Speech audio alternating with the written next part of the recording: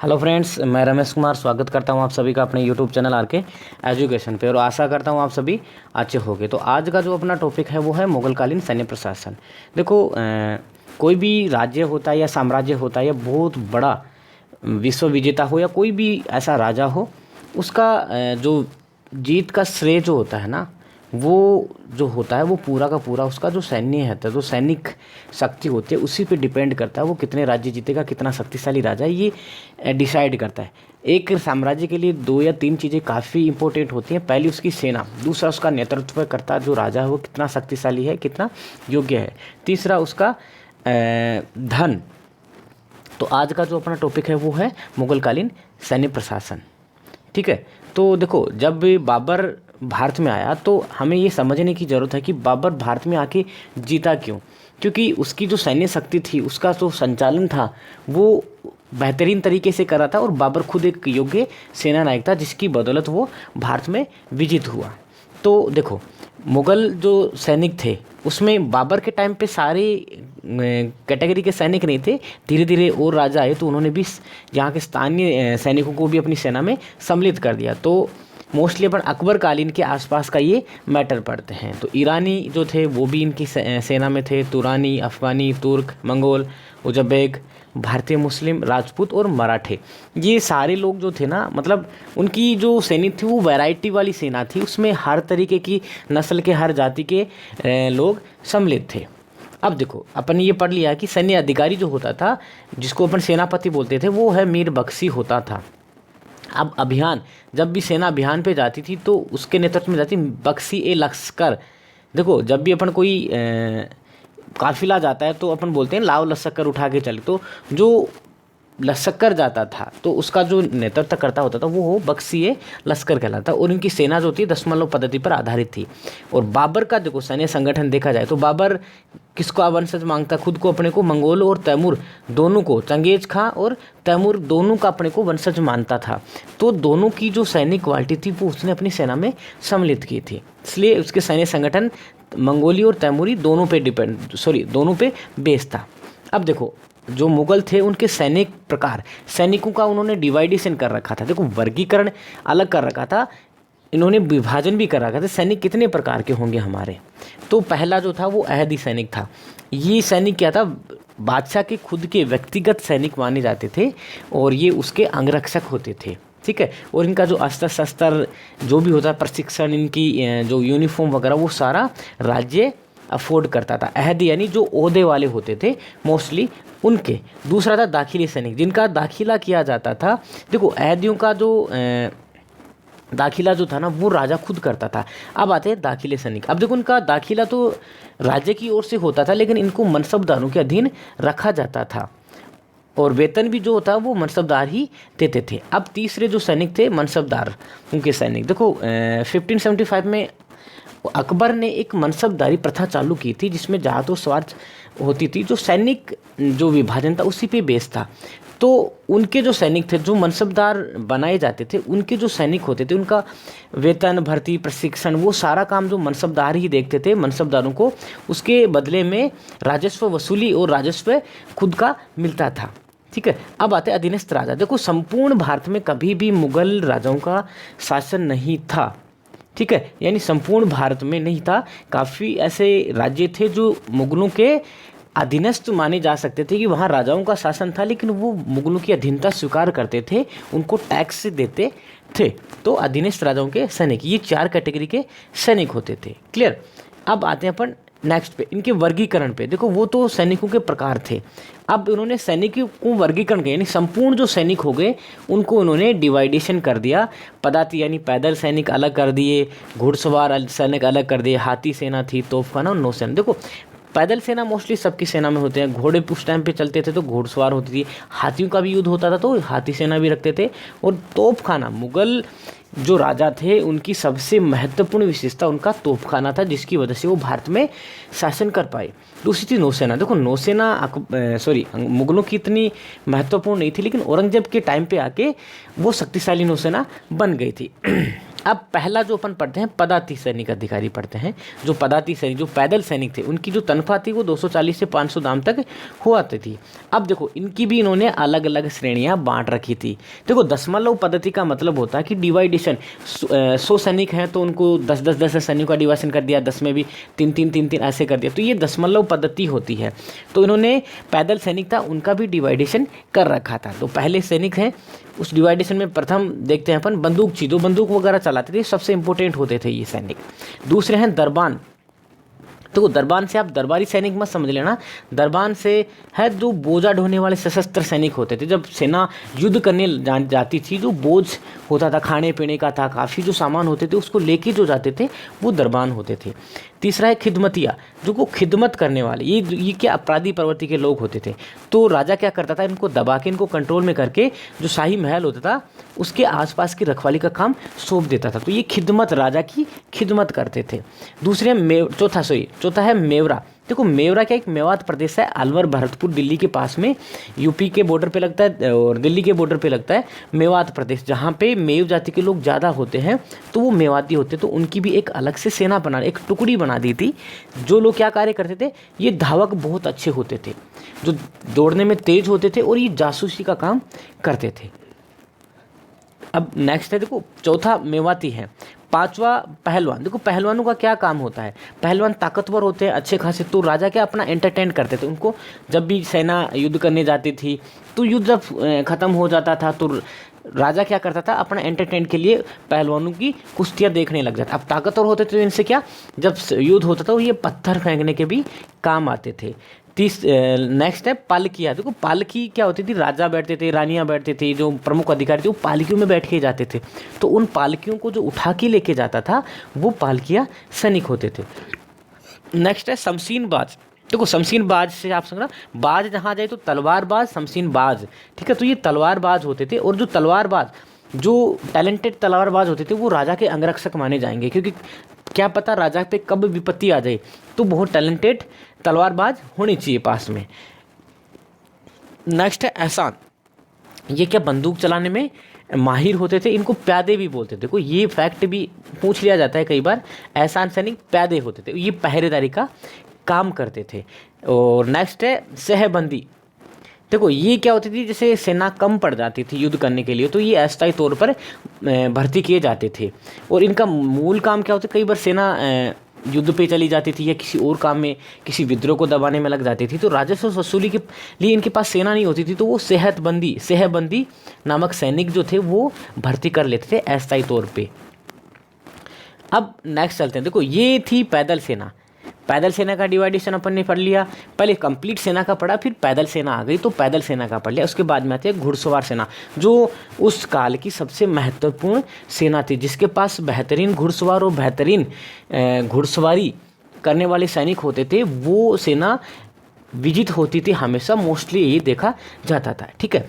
तो देखो अब इसी के लिए मोन्सरे जो था ना, वो अकबर के काल में पादरी था, उसने ये कहा था कि सेना का पुत्र कहा है, घुड़सवार सेना को ही सेना का पुत्र कहा, क्योंकि मोस्ट इम्पोर्टेंट जो विभाग होता था वो घुड़सवार विभाग ही होता था, ठीक है। अब आते हैं अपन, देखो सम्राट का भी पर्सनल सेना होती थी। देखो शाही सेना अलग होती थी जो पूरे साम्राज्य की होती थी, वो भी राजा के अंडर में होती थी, लेकिन 25,000 के आसपास की, ये अकबर काल के टाइम की बात कर रहे हैं, 25,000 के आसपास की जो सेना थी तो वो राजा की व्यक्तिगत सेना होती थी। राजा जब भी कहीं आता जाता था उस सेना को लेके ही चलता था। और जो शाही सेना वो 3 से 4 लाख घुड़सवारी सेना होती थी। जब बड़े युद्ध होते थे तो राजा उनके साथ में चलता था, ठीक है। अब देखो घुड़सवारी जो थी वो घोड़े दागने की प्रथा थी, और तहसीस प्रथा इसको बोलते हैं। अब नेक्स्ट है चेहरा प्रथा। देखो चेहरा प्रथा ही तहसीस या घोड़े दागने की प्रथा थी। अब चेहरा प्रथा अकबर ने चालू की थी। देखो अकबर ने 1573 और 1574 के आसपास चेहरा प्रथा लागू की थी, जिसमें उनके स्केच बनाए जाते थे, घोड़े दागे जाते थे, सैनिकों के स्केच बना लिए जाते थे, और चेहरा यानी उसका चेहरा नोट कर लिया जाता था कि हाँ ये सेना, ये घोड़ा इसके पास है, तो ये स्केच तैयार हो जाता था, जिससे अटेंडेंस इजीली हो पाती थी। दूसरी मनसबदारी प्रथा, जो अपन ने पहले चर्चा की थी कि मनसबदारी 1575 में, जिसका पूरा का पूरा एक टॉपिक हुआ जो अपन नेक्स्ट टॉपिक में देखेंगे। अब देखो ये घुड़सवारी सेना हो गई। अब घुड़सवारी सेना के भी डिवाइडेशन थे, अलग अलग प्रकार थे। पहला तो उसमें आ गया बारगीर। देखो सबसे महत्वपूर्ण ये अंग था। बारगीर जो होता था वो इसके घोड़े, जो साजो सामान, सारा जो सिस्टम था सेना का, जिन सैनिकों का घोड़े के साथ सामान, तलवार, सैनिकों के तलवार, भाले वगैरह, सारा का सारा सामान राजा की ओर से, साम्राज्य की ओर से इनको मिलता था। नेक्स्ट है अहदी। देखो अहदी के बारे में अपन ने पढ़ा था पहले, ये बादशाह के अंगरक्षक होते थे, ये घुड़सवारी ही होते थे। ठीक है, अब नेक्स्ट चलते हैं अपन, बारगिल हो गया, अहदी हो गया, अब आते हैं बरवर्दी। देखो बरवर्दी का क्या काम करता था, ये लगान वसूली के काम करते थे और चोर डाकू जो होते थे उनका दमन करते थे। थानेदार, इनके घोड़े कभी दागे नहीं जाते थे। ठीक है, देखो मोस्टली सेना होती थी, उनके घोड़ों पे दाग लगाया जाता, निशान लगाया जाता था, लेकिन इनके घोड़े कभी दागे नहीं जाते थे। अब देखो इसको याद कैसे करेंगे, बरवर्दी। देखो वर्दी जहाँ आती है, देखो आजकल अपन देखते हैं वर्दी क्या, पुलिस वाली वर्दी, मोस्टली माइंड में ही आता है। वर्दी का नाम आता है पुलिस वाली वर्दी, खाकी वर्दी होती है। तो खाकी यानी थानेदार जो होता है वही पहनते, उनका क्या काम होता है, चोर डाकू को पकड़ना। तो वर्दी जहाँ आ गई, थानेदार, चोर डाकू, लगान वसूली। क्लियर। अब आते हैं सिलेदार। सिलेदार, इनके घोड़े, साजो सामान वगैरह खुद के ही होते थे, राजा की तरफ से नहीं जाए, इसलिए इनकी तनख्वाह भी सबसे ज़्यादा होती थी, क्योंकि सामान खुद का होता था। ठीक है, याद कर सकेंगे, सिलेदार यानी खुद के सिले सिलाई ही लेके आते थे। अब आते हैं कुमकी। ये अस्थायी सेना होती थी और इनका काम क्या होता था, कई बार मनसबदार जो होते थे, उनकी सेना कम पड़ जाती थी, तो इन सैनिकों को उनकी सहायता के लिए भेजा जाता था। तो उसको याद कैसे करेंगे, कुमकी यानी कम, जब सेना कम पड़ जाती थी तो अस्थायी तौर पे भर्ती होती थी। ठीक है, अब आते हैं रोजिमदारी। रोजिमदारी का मतलब देखो रोज, रोजिम यानी रोज। ठीक है, यानी दैनिक मजदूरी वाले, इनको देखो दैनिक, आजकल जो मजदूरी करते हैं लोग दैनिक तौर पे, हाँ आज का हो गया, कल का हो गया, कल नहीं है तो परसों नहीं है तो परसों की तनख्वाह नहीं मिलेगी, तो ये रोज की तनख्वाह वाले होते, तो इनको रोजमदारी बोलते हैं। अब नेक्स्ट है मनसबदारी। जो देखो मनसबदार जो होते थे, इसके बारे में अपन ने पहले भी चर्चा की थी, उनके खुद के सैनिक होते थे, और ये जो दाग प्रथा, हुलिया प्रथा, ये सारे के सारे सिस्टम इन्हीं पे लगते थे। क्यों लगते थे, वो अपन मनसबदारी का जो टॉपिक आएगा उसमें अपन अच्छे से क्लियर करेंगे। क्लियर। अब देखो ये तो घुड़सवारी सेना का डिवाइडेशन था, टुकड़ियों का डिवाइडेशन था। अब इनको संख्या के आधार पर भी वर्गीकरण किया गया था। 5 घोड़ों की संख्या होती थी, 2 घोड़ों की संख्या, 1 घोड़ों की संख्या वाला सैनिक, तो ऐसे संख्या के आधार पर भी इनका डिवाइडेशन किया गया था। तो सबसे पहले पढ़े यक अस्पा, यानी जिसके पास 1 घोड़ा होता है, जिस 1 घोड़ा 1 सैनिक, उसको क्या बोलेंगे, यक अस्पा। दो अस्पा, 2, 1 सैनिक 2 घोड़े, दो अस्पा। सी अस्पा यानी 1 सैनिक जिसके पास 3 घोड़े और 1 सैनिक को सी अस्पा। चार अस्पा यानी 1 सैनिक है और उस 1 सैनिक के पास में 4 घोड़े हैं, तो वो चार अस्पा हो गए। ठीक है, अब आते हैं निम्न अस्पा। निम्न अस्पा का मतलब 5 घोड़े नहीं है, निम्न यानी निम्न, यानी 2 सैनिक और 1 घोड़ा, घोड़ा 1 है, सैनिक 2 हैं, उसको बोलते हैं निम्न अस्पा। ठीक है, इनमें देखो 1 घोड़ा, 2 घोड़ा, 3 घोड़ा, 4 घोड़ा। ठीक है, लेकिन निम्न अस्पा में सिर्फ घोड़ा 1 है लेकिन सैनिक 2 हैं। ठीक है, अब नेक्स्ट आते हैं अपन, देखो पदाती हो गई, घुड़सवारी हो गई, अब आती है तोपखाना। देखो मुगल काल का तोपखाना ही बेहतरीन था। अगर बाबर जीत पाया भारत में, खानवा का युद्ध है, पानीपत का युद्ध है, अगर वो ये सब युद्ध, घाघरा का युद्ध है, ये जीत पाया तो उसका श्रेय जो है ना, उसका नेतृत्व और उसका तोपखाना को ही जाता है।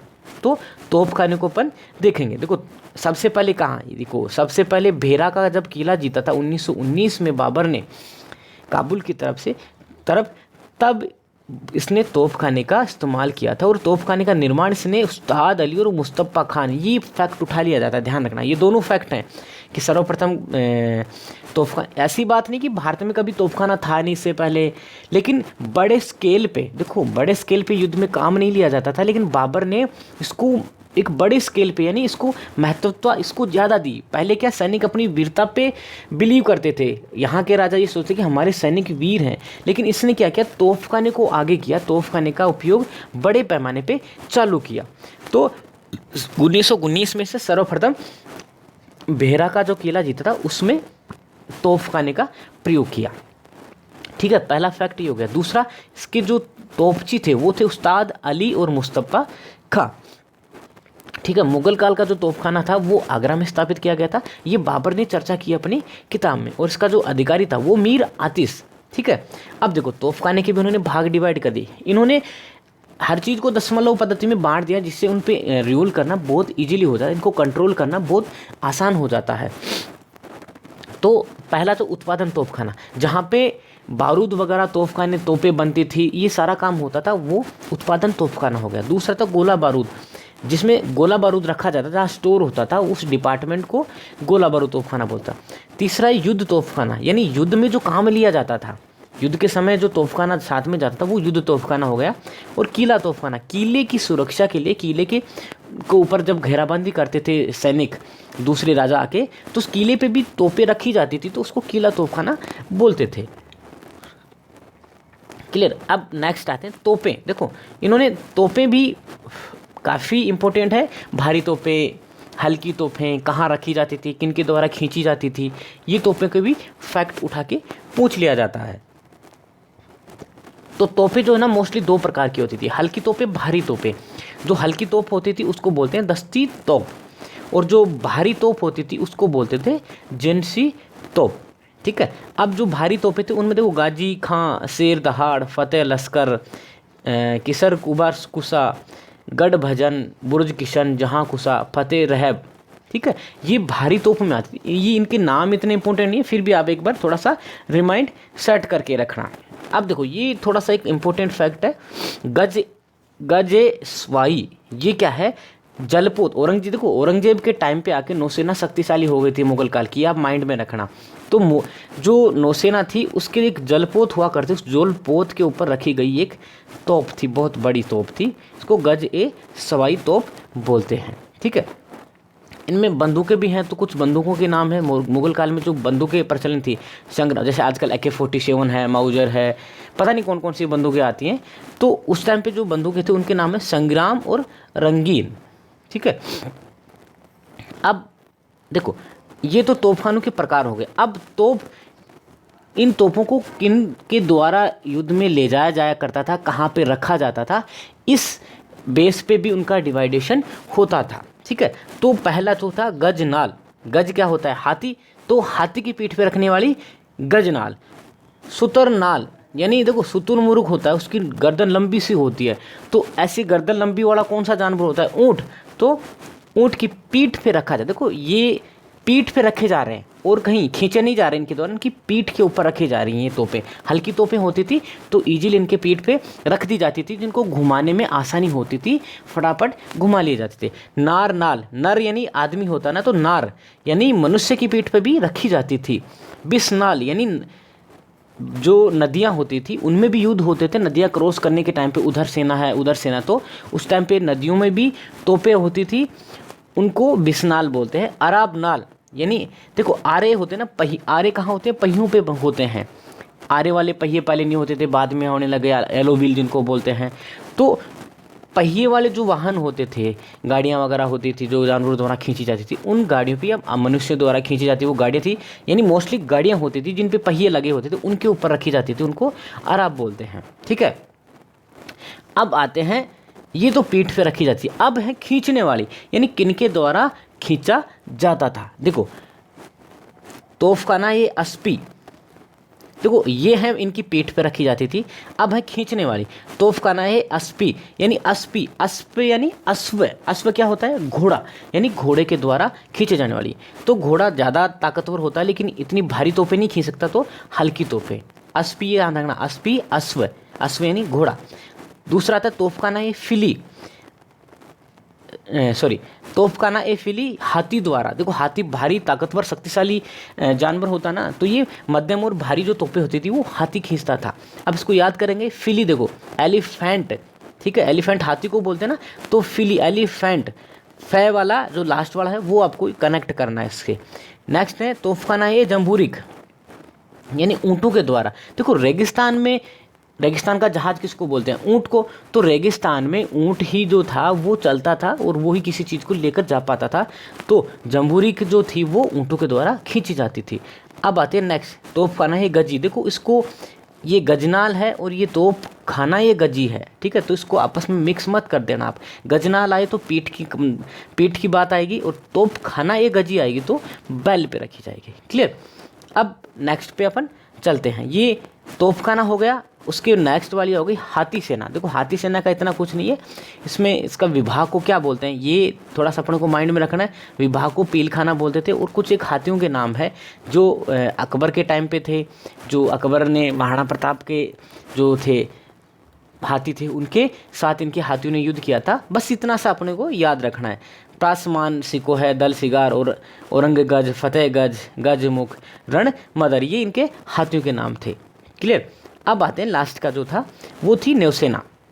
देखो नौसेना जब बाबर आया तो बाबर नौसेना कुछ न के बराबर थी, नहीं थी नहीं। फिर उसके बाद में हुमायूं आया, अकबर आया। अब नौसेना की शुरुआत कहाँ होती? देखो पहले क्यों नहीं हो पाई नौसेना की शुरुआत कि मुगल कालीन शासकों ने कभी समुद्र देखा ही नहीं था। सर्वप्रथम पहला जो शासक था वो पता होता था कि समुद्र होता क्या है, लेकिन देखा कभी नहीं था। इनमें पहला जो शासक था वो था अकबर, जिसने समुद्र देखा था गुजरात तट पर। जब उसने गुजरात विजय की 1572 में, तब उसने गुजरात जो था उस टाइम का सूबा, उसके किनारे पे गुजरात तट पे जाके गुजरात के समुद्र को देखा था।